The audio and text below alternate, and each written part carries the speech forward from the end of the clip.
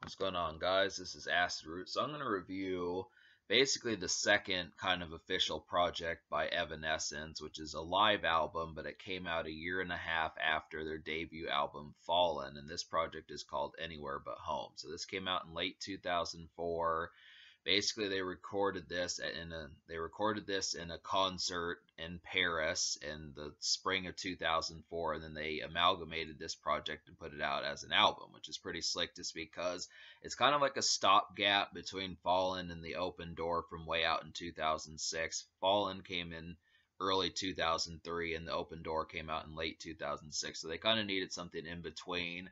They dropped like the occasional song, like there's a song that is from this project that has the studio version of it on the Elektra soundtrack, which is called Breathe No More. But there's this kind of like there is some new stuff on here which gives you more reason. I mean, apart from the fantastic live performance of Amy Lee and the rest of the band, it's similar. Like I don't think Evanescence ever did like an MTV Unplugged, but I do kind of occasionally like these live albums when they include new stuff and give you like extra treats and that type of stuff as far as trying to do something that's as far as trying to do that sort of thing. It's interesting because Evanescence could have just performed their album Fallen in the entirety and not included anything new and just had that kind of been it, but they chose not to do that, and I'm glad for it. It definitely makes it more of like a stopgap and noteworthy release just because of the new stuff that's on here. Now, mind you, two of the three new songs on here are live performances, so they're not studio actual versions where you're actually getting like the treats of that. But to be fair, you can get Breathe No More in its studio form on the Elektra soundtrack if you want to hunt that down, and Missing, which is on here, is the studio album version. So that's kind of the concept. So the only real new song that's only in live format is just Farther Away, which is it sounds great. I mean, I'm not complaining about the live performance because I do like some of these, like Amy Lee's vocals. To talk about her vocals on here, she has a real kind of like it. This sounds more laborious and kind of anguished in a lot of ways. It just sounds a lot more kind of like a hardship and tact towards it. It's interesting to kind of get that in concert just because they're normally kind of pixel perfect vocals that, and especially Amy Lee with her kind of haunting vocals on here, just hearing her a little bit more down to earth and kind of more like uh torn and raptured and snagged and that type of stuff. It just sounds good to kind of hear that. It's definitely an interesting aspect to kind of get it. So it's an interesting thing about this project. Now, there weren't any singles from this project, so I'm just going to go ahead and go through and talk about some of the songs I recommend. I would say out of the 14 songs on here, I wound up liking 10. So I'm going to go ahead and list those 10 songs for you as far as the ones I recommend. So they would be Going Under, Everybody's Fool, Thoughtless, which is a Korn cover, Farther Away, which is a new song, Breathe No More, which is a new song, My Immortal, Bring Me to Life, Tourniquet, Imaginary, and Missing, which is a new song. So that's kind of the concept about it.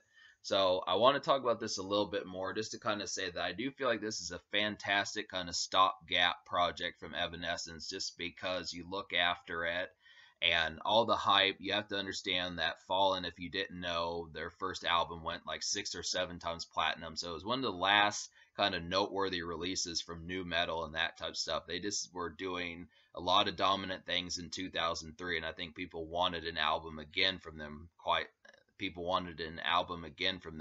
soon. So that's kind of the concept, but it would be years later before they'd get to it. And that's kind of always been the thing about Evanescence. Like their next album after the Open Door from 2006, they did not drop another one until 2011. So they took 5 years after that one. And then from that point, then they took another 6 years off with their Synthesis album, which was not even really like a full-blown studio album. So they just don't drop very frequently, but I do kind of feel like this is plenty noteworthy. Like I said, the kind of forlorn and kind of torn vocals of Amy Lee kind of on here, and she's already kind of a haunting woman as is. And then you add kind of the new metal and kind of gothic metal type vibes of like the band and the instrumentation on here. It just really makes for like a real kind of caked up kind of gothic concert that really has like a lot of life towards it, just in like a particular haunting feel. And it's just odd. I mean, a lot of times there's like a song in here called Breathe No More that reminds me of just like a song you'd listen to when it's raining but the sun is out. It kind of has So I'm gonna go ahead and talk about some of these. So I feel like the singles from this project, like My Immortal, definitely sounds extremely haunting. I definitely feel like My Immortal is like as haunting as it was on the Fallen album. Just really kind of brings it to life and brings a little bit more in your face and close up and kind of like a more personal kind of feel towards it just because it's a live version. So it's just interesting to kind of get that and see that how they perform it live to where you think that it might lose some of its ambience and kind of scare to it when it's in concert, but it just makes it all the more haunted. I think that's really an amazing one. My Immortal. Bring Me to Life sounds great in concert. This is definitely a great one to kind of have.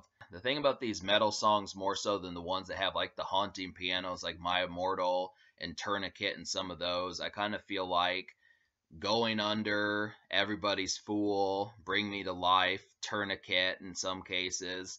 Like Imaginary is the one with the pianos, but Tourniquet. So Going Under, Everybody's Fool, Bring Me to Life, Tourniquet. These just sound really kind of in your face and a lot more personal and just a lot more haunting because it just feels like a supercharged version of the songs that were on Fallen. So I definitely feel like the crowd being there and Amy Lee kind of sounding more torn and that type of stuff just really adds like to the dimension of kind of seeing a more sprawling where I mean a lot of these were like backyard party type stuff and just easy kind of festive kind of moments, maybe not so much nightclub induced, but I do feel like Bring Me to Life is still nightclub induced. I would like to hear some of these, but these were standouts from Fallen and they continue to be standouts, and I think just adding that to like a concert version kind of provides it with a little bit more like orchestral type feel towards it, where it just kind of has like a more lively and more social feel towards it. I just feel like these are kind of more social, where I can definitely listen to like some of these, but this it just kind of feels like a more touching down Homecoming and kind of more touching bass and kind of being a lot more vocal type stuff about it. It's just something more where if there were more people, maybe in like a 4 or 5 or 6 person type thing, you would have like this the Fallen album and kind of listen to it that way with just like a group of like 4 or 5 or 6 people. But with there's like 15 or more, that type of stuff, I would definitely probably play these songs in a different format because they just are outstanding. And I feel like Thoughtless is a really brilliant Korn cover. Like this just had like probably one of the best riffs on the whole album. I mean, apart from like Going Under and like Tourniquet, I feel like apart from Going Under and Tourniquet, I feel like Thoughtless just was a great like the guitarist for this song really tore apart this one, and Amy Lee just really made it kind of like a kind of eerie kind of one. I mean, John Davis always kind of had that more sadism type feel, but Amy Lee kind of gives it a more kind of ghoulish, kind of spooky, kind of haunting type feel towards it. This is really nice to kind of get that. And a few of these other ones would be like I feel like missing some of the new songs to talk about some of those like Breathe No More really feels like a song that would be I mean Breathe No More has that same haunting vibe that Evanescence is so good at getting, but it just kind of feels a little bit more daytime, not quite as evening 7 8:30 p.m. type stuff, getting ready for like a party night, that type of stuff. It just really feels like something that you'd play at like 2 or 3 o'clock in the afternoon where it's raining but the sun is out. It's just kind of one of those odd and awkward days, but it does kind of have a depressing feel towards it. But it's just kind of like nonchalantly kind of more eloquent, just kind of in like the depressed feel, but it's not completely as moody as normal. So it's just kind of it's like a more peppy Evanescence song, but it just really feels like it's still depressed, but it just has some pep to it too. It's kind of strange to describe, but it just is not as like depressing as My Immortal or Imaginary or Bring Me to Life or some of those type ones, are as spooky as Thoughtless or some of that. It's actually one of the more peppy and kind of rosy songs from Evanescence, but it still kind of feels haunting. This is one of the songs where the sun comes out, but it still feels like it's kind of raining, in my opinion. So that's kind of the thing.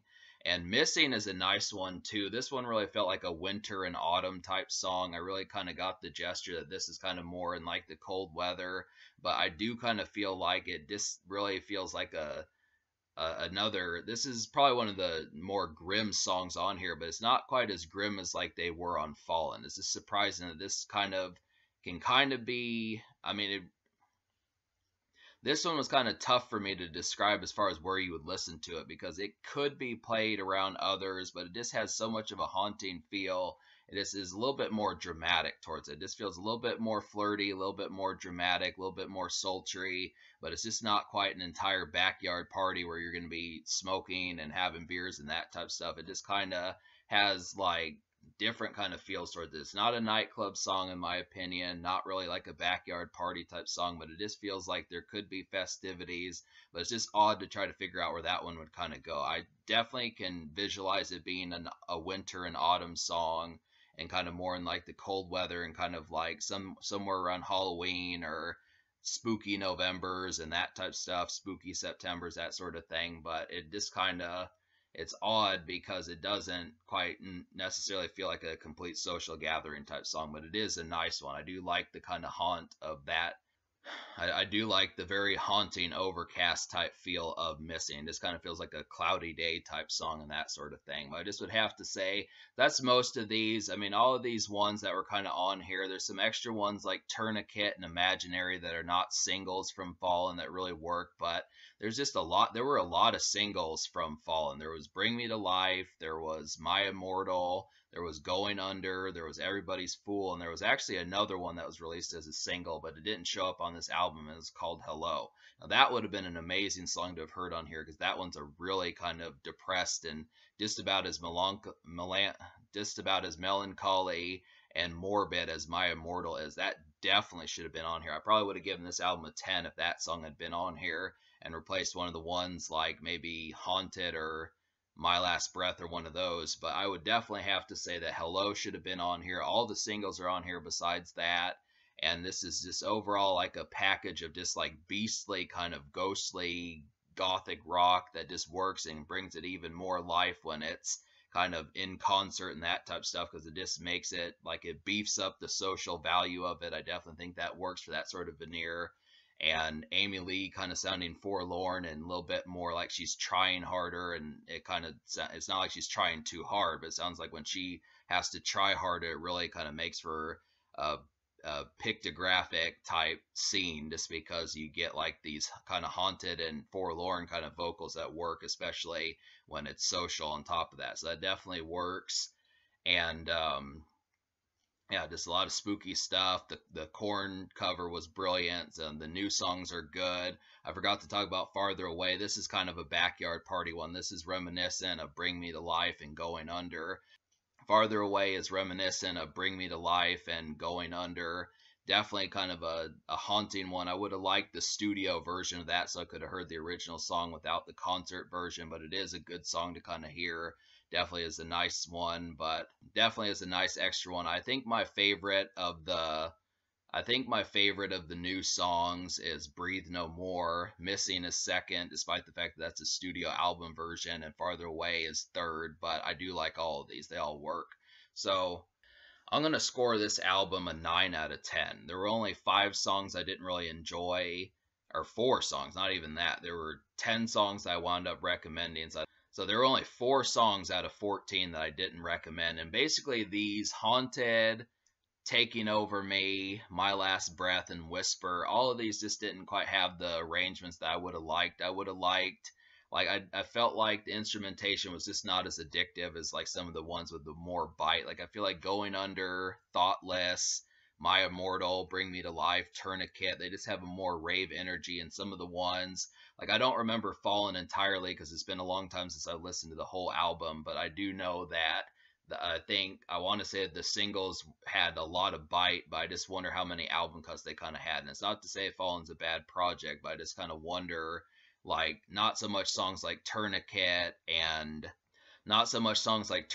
and Imaginary, but just kind of more in the context of just kind of I simply felt like the riffs just needed beefing up. Like I definitely feel like a song like Bring Me to Life and Going Under, Everybody's Fool, some of those ones, Tourniquet, just had a lot more this ardent energy that I didn't see quite match as much. But you know, I'm complaining like it's gonna get like a 6 out of 10 or a 5 out of 10 or something. For the most part, this is packed to the gills with stuff. 9 out of 10. And I definitely feel like it's just quality abound, and it's definitely a brilliant live performance, and I like the new songs too. So the social score, I'm going to give a 10 out of 10, because if it had had Hello, it probably would have gotten a 10 anyways, but just to kind of say that there's a lot of good social moments on here, and most of this album is quite the thrill to listen to. It just Amy Lee really knows how to pep the crowd and get you excited and that type of stuff, and the instrumentation is good. The concert's a great performance, so they're not squares when it comes to performing live. They know how to do it, and it shows quality abound. And most of these songs, minus like the small few that I didn't enjoy, are quite an enjoyment factor to listen to. So that's kind of the concept. Plenty of good moments to kind of have, and it just has like a nice social beefy value as far as stepping out. Maybe the only nightclub songs would just be like Bring Me to Life and Going Under, but minus that, I feel like this is a great backyard kind of party, great autumn kind of party, great just house party type feel in a lot of senses, in that sort of sense. This kind of works for the most part beyond just like a rave nightclub type sense. But other than that, it's a great time, and I just would feel like it has definitely like very several enjoyable moments on here. So in terms of the future, like Evanescence hasn't dropped an album since 2021, but like I talked about at the beginning of the review, they kind of tend to take long breaks in between their albums, so it might be a while, but I do kind of feel like this is definitely one to pick up just for the three new songs. But the whole album's good. This album is worth picking up for the three new songs, but the rest of the album, in terms of the live performance, is pretty excellent too. It just breathes new life into it, and it's definitely worth investing in the songs from Fallen a second time and such. So yeah.